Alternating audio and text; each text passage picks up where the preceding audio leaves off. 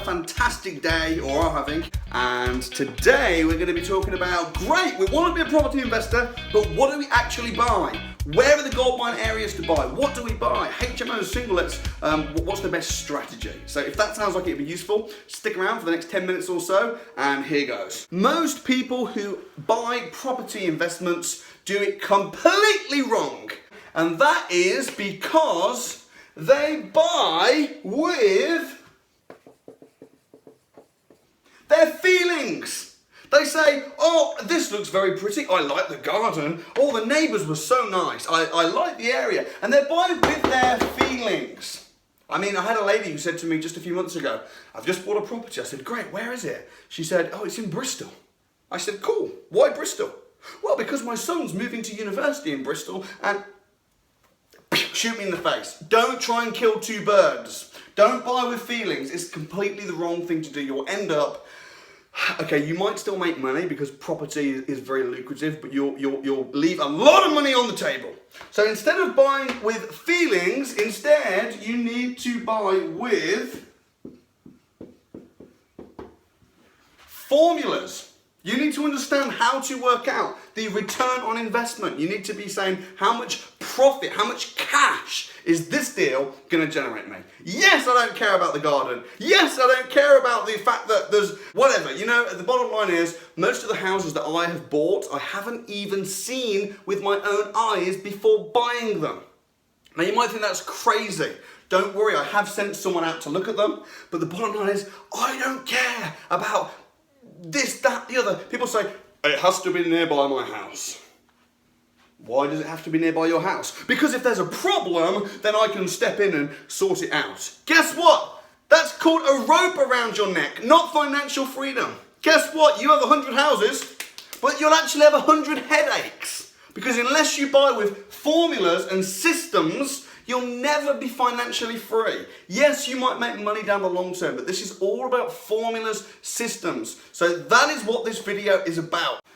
So in that case, well, what are these formulas that I'm talking about? The important thing is that you know how to work out the return on investment. People ring me all the time. Deal sources and packages and people like that. They ring me, Mr. Leeds, we've got a very interesting property I think you'll absolutely love. Awesome. What's the return on investment? Oh, well, they're building a train station nearby the area. Okay, cool. What's the return on investment? Oh, and also there's an airport very nearby, and there's expected to be a lot of capital appreciation over the next 12 to 18 months. I've got a very small box, and I haven't got time for stories. Could you just give me the return on investment, please? Oh, 12%. Not interested. 15%. Not interested. 18%, not interested. Hang up, thank you. Why am I being such a douche about all this? Well, the bottom line is because of this. People, estate agents, deal sources, family, friends, everybody will try and get you to buy with your feelings. They'll rope you in and they'll get all these emotionally charged questions. And you know what? It doesn't matter. This is what matters. Return on investment. How do you work that out? You need two calculations to work this out. One is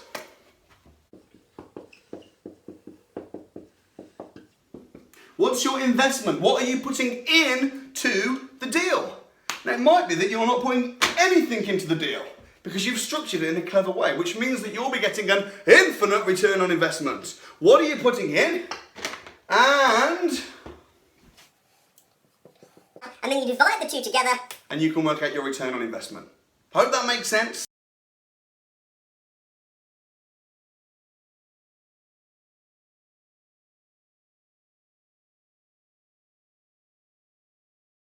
If you get into the habit of just buying based on the return on investment, you're going to suddenly start making a lot more cash flow and you'll get financially free a whole lot quicker. So let me give you a little case study of the last house that I bought. Was a 2-bedroom house and I paid £56,000 for it. Now that's not how much I invested because that's just the purchase price. I actually invested, I had to put down a deposit Typically your deposit will be about 20-25%. It depends on you and the house and how good your broker is. But I actually put down 25%, which is £14,000. So that's my investment. On top of that, you've got your legal fees and your stamp duty. Stamp duty is a bit of a pain, but you know what? Where the rules recently changed, okay, about stamp duty, and they said that you've got to pay 3% stamp duty on any house you buy, pretty much. There are ways around it, but we're not going to go into that today. Now, everybody was like, oh my gosh, that's crazy. The days of property investing are over. The government are trying to screw you, and the tax changes, and the this, and the that, and the other. All I'm going to say right now, because some of this will come at a later stage, or in some of the videos perhaps, what I'm going to say right now is this. One, right now, I think is the best time to invest in property than it has been in a very long time. Number two is that whenever a rule changes for the bad over here, it changes for the good over here, and there's always a loophole or a way around the problem. Reason being is because the people that make up the rules are the people that invest in property. Yeah, true story. I mean, the Queen has got, I think, a £15 million property portfolio. so don't worry if you're being negged out by naysayers.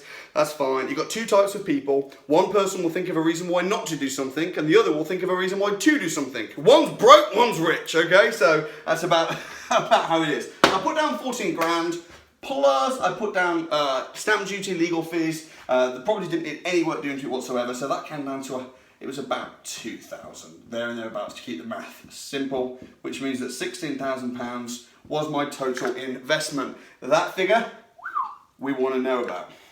Now we'll rub out the workings because we don't really care about them right now. People say, well, what's the market value? How below market value was it? It's not that important. If you're getting a really high return on investment, even if you paid 100% market value, does it really matter? So 16 grand, that's your investment. How much am I getting back? Well, my rent, and I've got a sitting tenant, someone in the property already that wants to stay forever, paying £550 per month. Now my mortgage payments, which are fixed for 5 years, my mortgage payments cost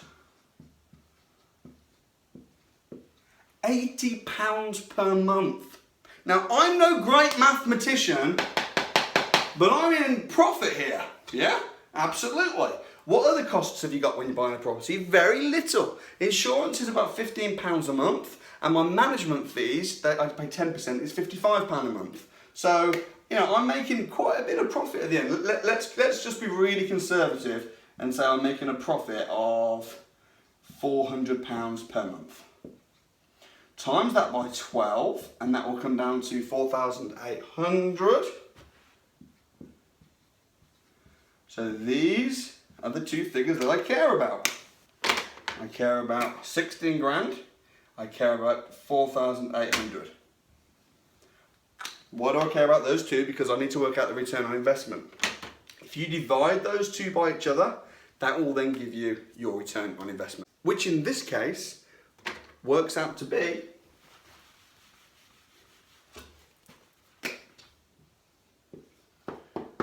30% return on investment. So I put down 16 grand, and after 3 and a bit years, I've made my full money back. The property's gone up in value, and I've got an extra £4,800 a year coming in passive income. I've only got to knock that up to my expenses, and I'm completely financially free. So that is just a little example. Where was this property? This property was actually in Middlesbrough.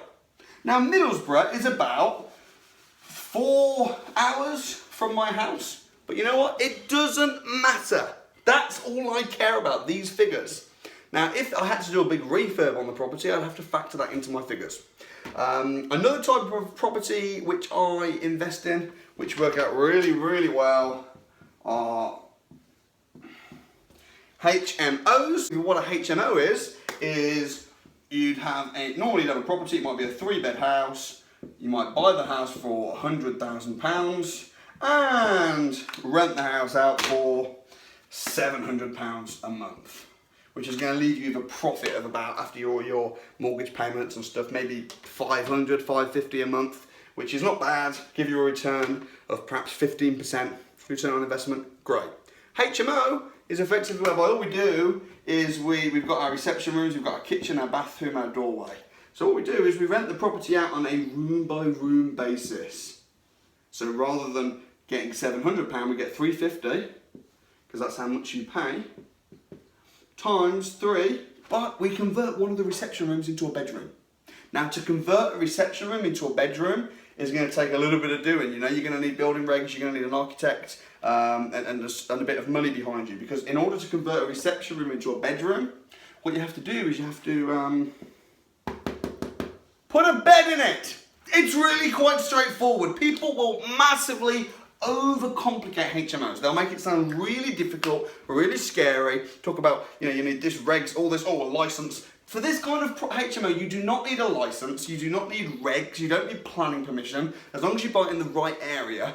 So 350 times 4 is suddenly 1,400. So you've doubled your amount of rent. Now, you are going to have some costs with HMOs, admittedly, but still your return on investment is going to go up quite a bit. So again, HMOs are a fantastic investment. What about if you haven't got the finance behind you? Well, we're going to go into that on the next video. So hopefully now, one, you've got your foundational thinking and you understand that this is about passive income. It's about buying a property that gives you a return on investment. Properties are supposed to be assets. As Robert Kiyosaki says so eloquently, the house you live in is not an asset. The definition of an asset is something that puts money into your back pocket every single month.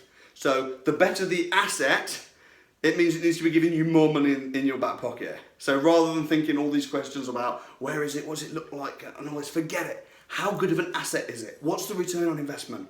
So this is just a little taster of what to buy. Hope it's been helpful. I did promise to talk to you a little bit about areas, so I'll give you a quick summary on my thoughts on what areas are good, okay? Remember this, write it down if needs be.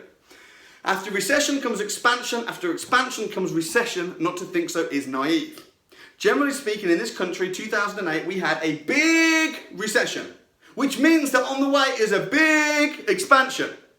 Now, London leads, and everywhere else follows. London, 2008, boom, recession, but then it followed everywhere. You probably remember this. This is when I started out. I started out around 2008. So, what's happened in London? Well, we saw that from 2008 to 2011, 2012, those 4 years, it was a terrible big recession. It followed, spread across the whole country. However, what happened around about 2011, 2012 in London? Well, the market picked up. In fact, in the last sort of 6 years in London, properties have rocketed. Some of them have even doubled in value, some parts of London. They've gone crazy. Now, right now, London is quite static at the moment. However, that has now followed on to Birmingham and Wolverhampton and parts of that area, which is where a few years ago I was investing in Birmingham, I was investing in Wolverhampton, because, and what's happened? Well, 2-3 years back, I invested in those areas. I even helped others do the same. Myself and some of my students. What have we done? We've made tens of thousands, some people hundreds of thousands of pounds in the capital appreciation in the Midlands. What's now going to happen a bit further afield up north? Well, of course, the same thing's going to happen again. There are properties up north in areas like Hull, Bradford, Doncaster, Middlesbrough, where the values haven't gone up, they haven't recovered at all in 10 years. Some parts of the north, the properties are cheaper now than they were in 2008. There's a good opportunity. Not only can you get really good return from some of the cheaper areas, but the expansion is coming. So be excited. I hope you are. Next video is going to be about how to buy properties with no money. And if you've not met me in person, I do property investors crash courses. I'd suggest check it out right here. Boom. Hope it came up again. And get yourself down. It'd be really good to meet you in person. Cheers.